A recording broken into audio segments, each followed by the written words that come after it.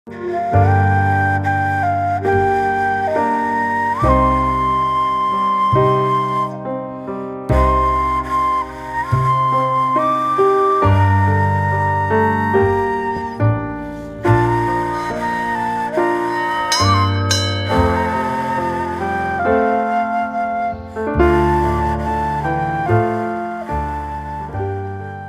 বন্ধুরা, আমি সুস্মিতা।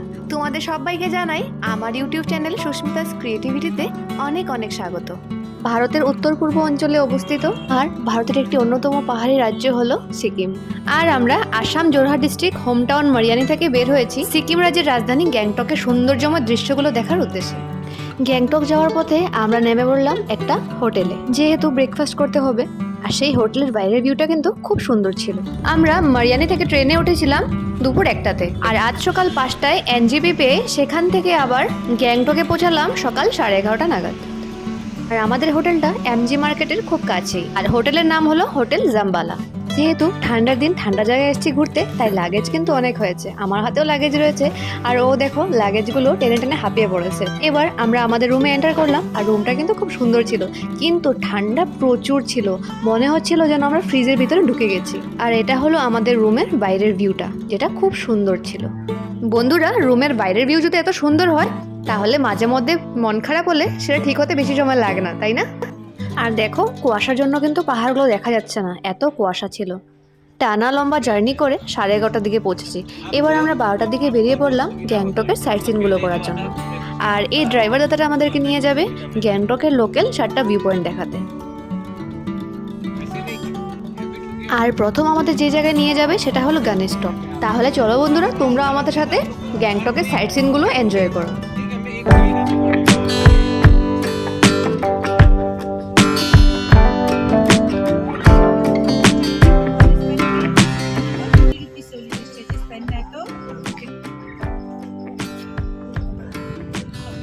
ऐसा देखिए तो कपड़े के ऊपर ही डालना है, कुछ भी खोलना नहीं है।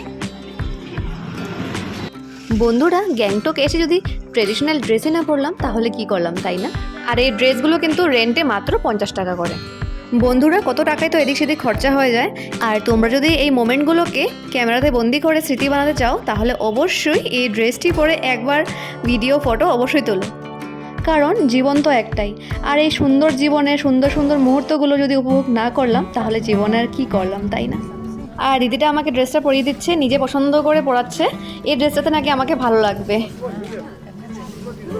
लाइफ है सब करके ब्लैक। हाँ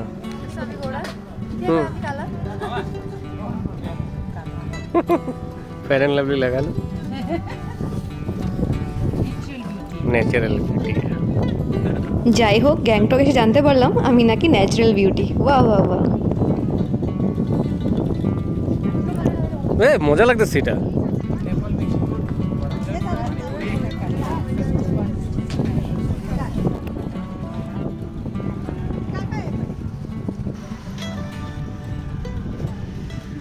আরে বাহ। গণেশ টক এসে ট্রেডিশনাল ড্রেসটা দুজনে পরে আমরা চলে গেলাম উপরে গণেশ মন্দিরটা দর্শন করতে।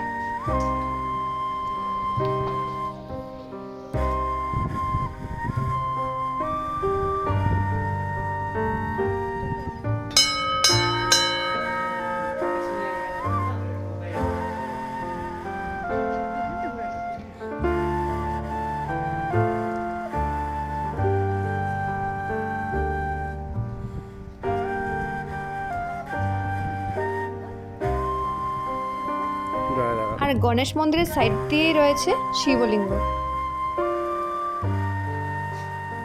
পাহাড়ের অনেক উঁচুতে রয়েছে এই মন্দিরটি, আর পাহাড়ের এই উচ্চতা থেকে দেখা যায় পুরো গ্যাংটক।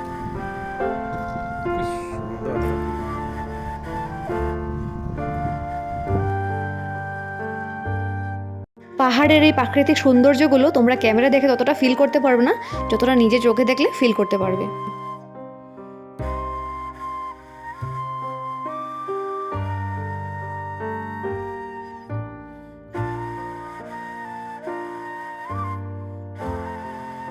আর গণেশ মন্দিরের ভিতর দিয়ে ছিল এই শপটি, যেখান থেকে টুরিস্টরা অনেক কিছু কেনাকাটা করে।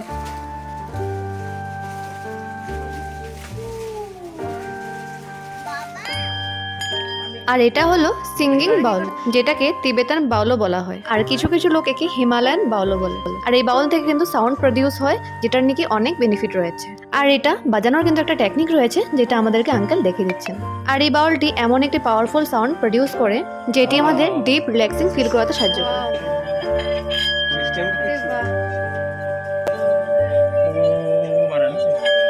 আর এই তিবেতান বাউলের সাউন্ডটি আমাদের অ্যাংজাইটি, ডিপ্রেশন, অনিদ্রা ও ইমিউন সিস্টেমকে স্ট্রং রাখার ক্ষেত্রে খুবই কার্যকরী।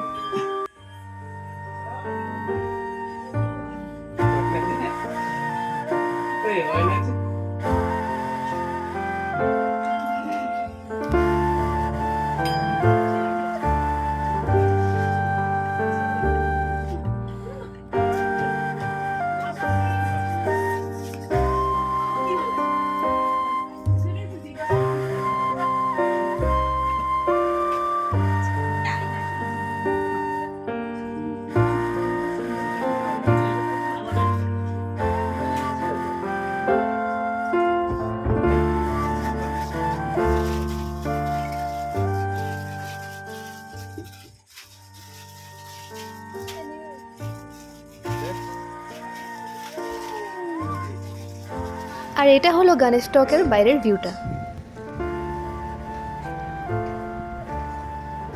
আর প্রতিটি ভিউ পয়েন্টের কাছে রয়েছে অনেক ধরনের খাবার দাবারের স্টল।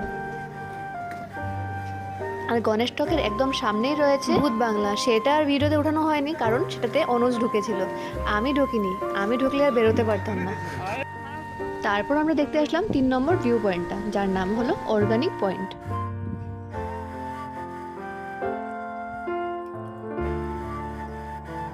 আর এখান থেকে কিন্তু কাঞ্চনজঙ্ঘা পাহাড়টা দেখা যায়, কিন্তু চারদিকে খুব কুয়াশা থাকায় পাহাড়টা স্পষ্টভাবে দেখা যাচ্ছিল না।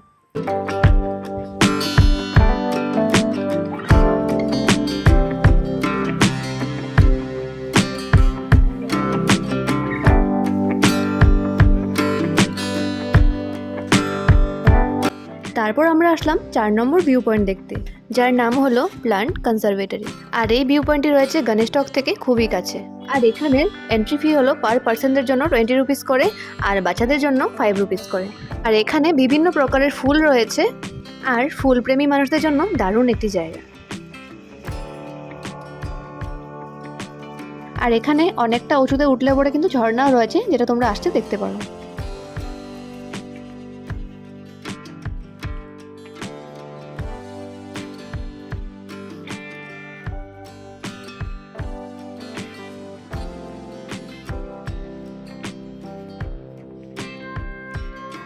আর এখন আমরা 5 নম্বর ভিউ পয়েন্ট দেখতে আসলাম, যার নাম হলো তাশি ভিউ পয়েন্ট।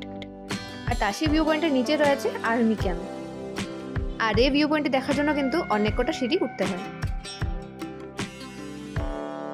তাহলে চলো এবার তাশি ভিউ পয়েন্টটা দেখা যাক। আর এখান থেকে কিন্তু পাহাড়ের খুব সুন্দর ভিউটা দেখা যায়। আর এই ভিউ পয়েন্টটিও কিন্তু খুব সুন্দর, যেখান থেকে পাহাড়ের খুব সুন্দর দৃশ্য দেখা যায়।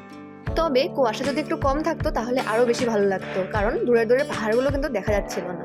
তবে যাই বলো, গ্যাংটকের এই লোকাল ভিউ পয়েন্টসগুলো কিন্তু খুব সুন্দর।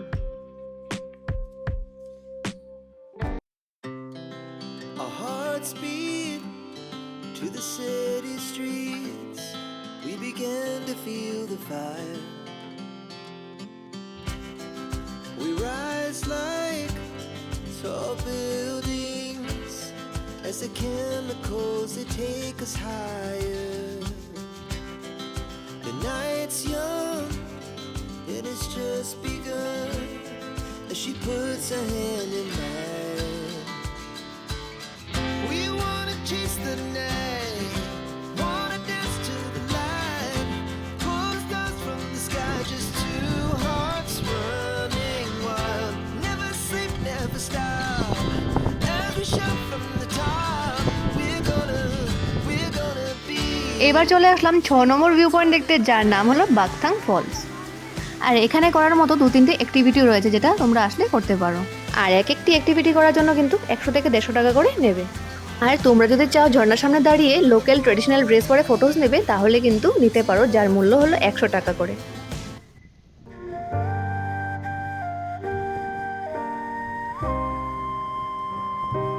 এখন আমরা আসলাম লাস্ট ভিউ পয়েন্ট দেখতে, যার নাম হলো গঞ্জাং মনেস্ট্রি। আর এই গঞ্জাং মনেস্ট্রিটি স্থাপিত হয় 1981 সালে। আর এখানে এন্ট্রি করতে পার পার্সনদের জন্য এন্ট্রি ফি হলো 10 টাকা করে, আর 10 বছরের ছোট বাচ্চা হলে তার টিকিট লাগে না।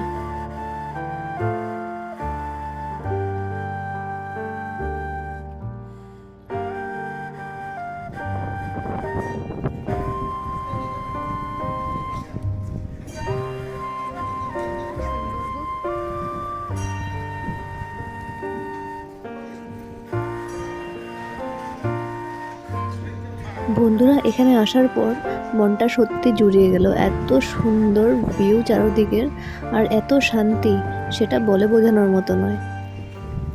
আর এই সাইড থেকে কিন্তু পুরো গ্যাংটক শহরটা দেখা যায়।